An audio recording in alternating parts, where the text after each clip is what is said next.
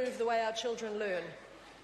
Question number 7, the Honourable Clayton Cosgrove. Speaker, my question is to the Minister of State and Enterprises and asks, why is there no provision in the government's asset sales legislation to ensure preferential treatment for individual New Zealand buyers, despite the Prime Minister's promise that, quote, Kiwi mums and dads will be at the front of the queue, unquote? The Honourable Tony Ryall. Mr. Speaker, there's no need to include any such provision in the legislation because the government controls which types of buyers will get the shares.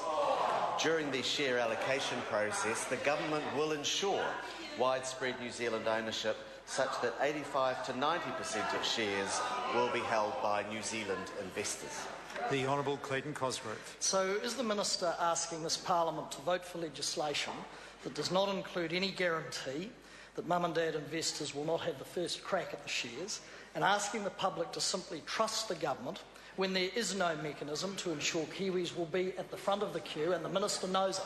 The Honourable Tony Ryall. Mr. Speaker, the people of New Zealand know that this government is determined to ensure widespread public ownership of these companies, and we will achieve that through the share allocation process. And the government has made it clear that retail investors will be at the front of the queue. The Honourable Clayton Cosgrove. What specific provisions are there in his legislation to limit the number of shares that could be owned by foreigners, in light of his concession last week that up to 30% of the shares sold will end up in overseas ownership? The Honourable Tony Ryall. Mr. Speaker, if I was to reflect on what the member's saying, last week we indicated that the government's shareholding is expecting that maybe 10 to 15% of the ultimate ownership would be held by foreign investors, and we are determined to make sure that there is strong, widespread New Zealand involvement in these share floats. Point of order, the Honourable Clayton Cosgrove. Sir, I asked the Minister what specific provisions there are in the legislation to limit the number of shares, etc. It was a specific, straight question. What specific provisions? And I got some gobbledygook about percentages, not an answer to the question. Order. The member was doing reasonably well till that point, but I'm afraid the point of order ran totally off the rails there.